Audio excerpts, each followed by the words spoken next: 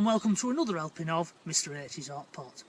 You join me today here in the Lake District in Cumbria, where we've come to the place where Mr H's love of the great outdoors very first started as a child. Behind me is Hinning House, which is an outdoor centre that's owned by Wigan Council, along with its sister one in Low Bank.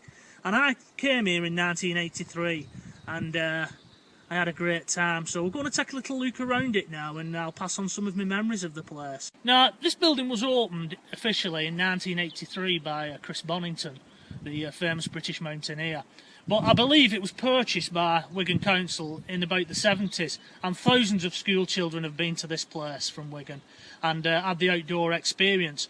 Now, speaking for myself, as I've said in other videos, my parents didn't believe in holidays, and it took a lot of convincing by a primary school teacher, Mr Johnson at the time, to actually talk my parents into letting me come here, because they wasn't sure. But I had a fantastic time, and he was right, it did me a world of good.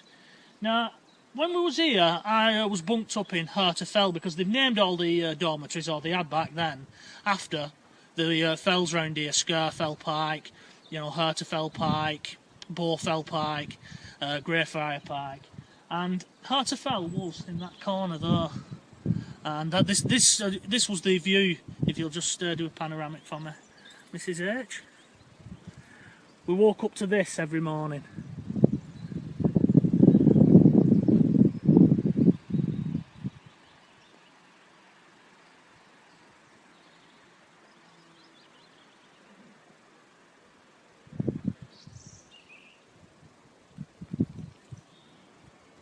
Now, as I say, I'd never seen anything like this, so it was a totally new experience for Mr H.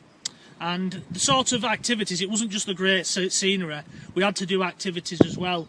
Off the top of my head, I believe we was doing rock climbing, rock scrambling, abseiling, orienteering, map reading and fell walking. So it was an action-packed 5 days, because you sort of came here Monday and then you left on the Friday. So we'll take a little look round now, around the building, and see it from different angles. Once again, there's that lovely view that would greet you every morning.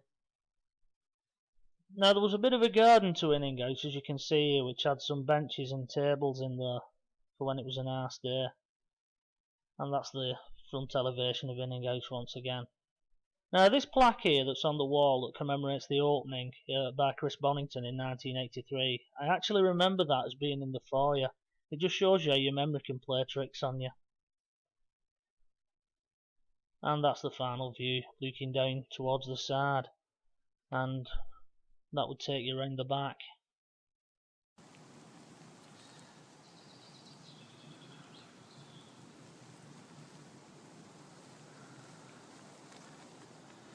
Now, as you can see from the sound there, this building in Hinning House can hold up to 30 people, and that would include teachers. Now, back in my day, classes were 30 plus, so unfortunately some kids lost out.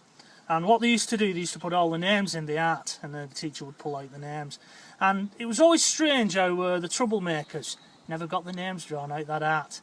It's a trick I think teachers still do to this day. Now, this is the service area of Hinning House. This is where they park the minibuses, because obviously these roads are very narrow here. If you'll just show there, Becky, just to prove it. So there was no way was you going to get a 52-seater coach up here. So what we had to do was sort of at the services up the road there, we would change over to minibuses which belonged to Hinning House, which obviously belonged to Wigan Council. There seems to be the name Brathay or Braithay on these now, so whether or not it's sort of been subcontracted out, that's the modern world. But we didn't come round here that much, because obviously this is where the bins and the septic tank etc. is.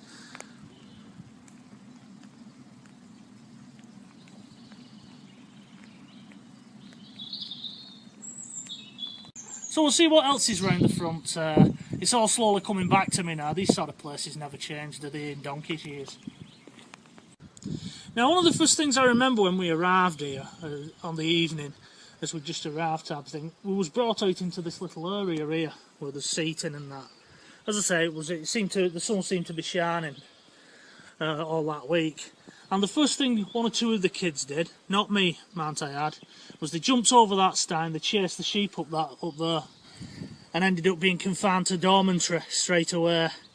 Typical towny kids there. Now something else that anybody who ever comes up this way will tell you just simply can't get a phone signal. Not as there was mobile phones back then. We had to use the old rotary dial telephone, which was just inside the foyer there. And it was a little bit like a bit where you see people in prison where they all sort of queue up. And we had our 10 pences in our hand, which was a great big 2-shilling bit back then. And I didn't know how to use a phone because my dad didn't have one in the house. Like I said, my father had some very strange ideas when I was a kid. So I gets to this phone and I'm just looking at it, not knowing how it worked. Cue a teacher that huffed and puffed, dialed and thrust the receiver in my hand. But the worst bit was you was sort of at that age where you was becoming aware and, you know, you've got your mates around you in queue. So you're having this conversation with your mum and you're saying, you know, she's telling you things like, are you having a good time? Yeah, mum, I'm having a good time. Oh, good, I'm glad you're enjoying yourself. We're missing you. Are you missing us? And all this, and you're going, yeah. Right, well, we love you. Yeah, I'll see you when we come back. And you put phone down. You know, it's all them little things come back to you. As I say, one of the stories was always these dormitories here on the skylights. You always supposedly got some hard kid that had climbed up through the dormitory skylight and crept over to the girls' dormitory and peered in and seen a glimpse of shoulder or thigh or something. You know, I mean, the Velux windows, they probably opened that much at most for fire reasons, so I'll call busted on that story. Now, we've been very fortunate as whilst we was doing a bit of filming outside, me and Mrs H, the current custodian of Hinning House, Bill Taylor, came out to us and asked us did we want to come inside and have a look around. So a big thank you to him. Now, I don't want to put on his hospitality too much, so I'm just going to do a quick bit of filming inside. Now, there's the serving hatch, and there's the stairs leading up to the dormitories where we'll go in a minute. And this is the living space. This was where you'd spend your evenings by the log burning fire there that you can see. That's the cosy corner where apparently they would tell you the rules when you first arrive, the do's and don'ts. As you'll note, there's no television in Hinning House at all. There wasn't back then, and I'm glad to see there still isn't now. That's just a white screen or a whiteboard. Corridors are very narrow. Don't remember them being this narrow actually.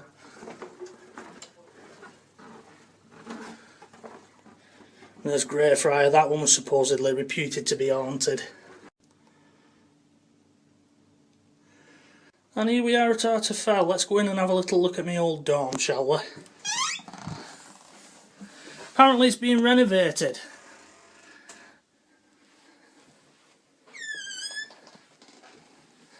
And this bunk here was Mr H's old bunk.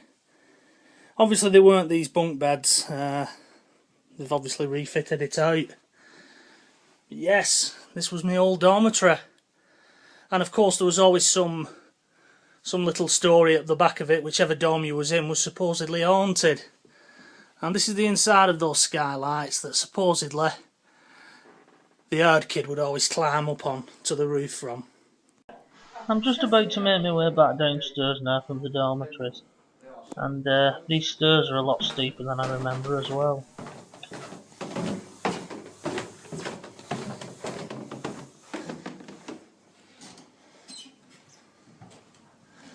There's the old tuck shop, and in here is the drying room.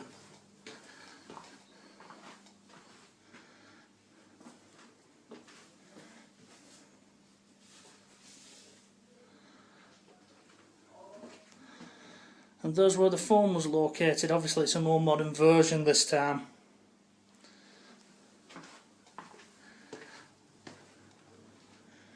Now in the sort of dining area, we used to put those tables out and we'd have our breakfast and lunch, etc.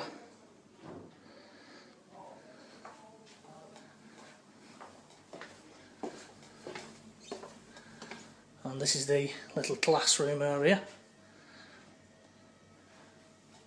I remember at the time the staff here was a fellow called Jeff, Judy and Giles. And they had a rescue dog called Kim, which the handler was called Carol. Well, we're going to get off now and have a little wander round the area around Hinning House and have a little walk with the dog, see if I can retrace some of my steps from when I was a child. We're now in one of the areas as we went for one of the little fell walks on. I mean, they called them fell walks, it was just a walk by the river really. Remember, we was only kids. And just look how clear this water actually is. And one of the things that sticks out in my mind was we was actually told at the time that it was, you know, you could drink it, it was that clear and pure. It's only when you become an adult afterwards and you realise, hang on, there's a nuclear power station that's around here somewhere, isn't there, called Sellafield, and didn't it have a disaster at one time when it was called Windscale? There you go. I'm glad I didn't drink any of the water now.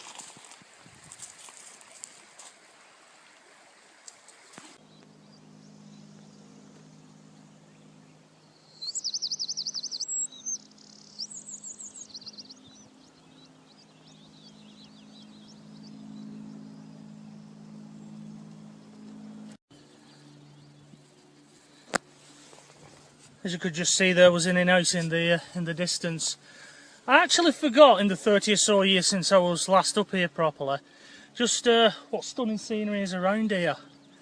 You know, very much when you start coming through the forest areas, it reminds me of Germany, our trips over there. You know, beautifully peaceful, quiet. He says there's a plane going overhead. But on the whole, we haven't seen a soul around here. Or is that there's nobody foolish enough to walk around here, only us. But yeah, it's lovely. It's been a bit of a nostalgia trip for myself. Anyway, we'll push on. Come on, girls.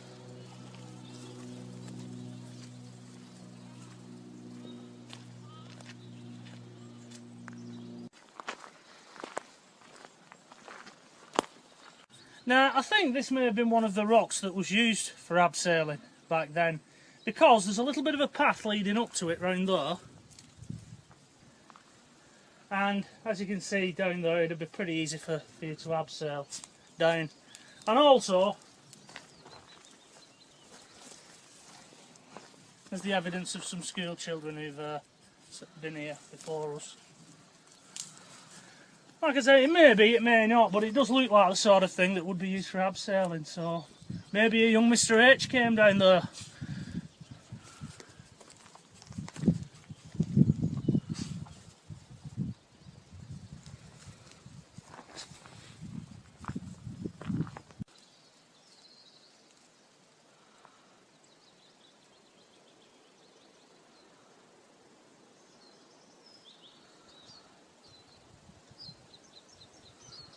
Yeah, I definitely think this is one of the rocks that we used, because there's a little path that comes up here and it just leads nowhere to the top of this, so even if Hinning House, which is just over there, don't use it for abseiling, certainly it is used on a regular basis for that, because there's no reason you would climb up the face of it.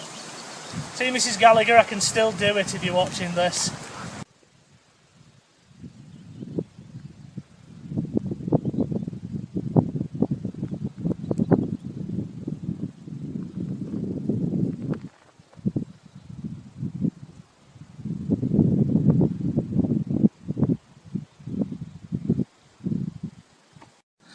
Well, there you go, that was Hinning House. Hopefully you've enjoyed this little trip down memory lane with Mr H and retracing some of his childhood footsteps. As I said, this is where my love of the great outdoors started when I was 10, at this building behind me. Also, it's a little bit of a timeshare, this place, because as a kid you come here for free and then you're paying for it forevermore in your council tax once you reach taxable age. It's also Wigan's embassy into Cumbria. So, we're going to get off now, so until the next time, from myself, from the girls and Mrs H, bye bye for now.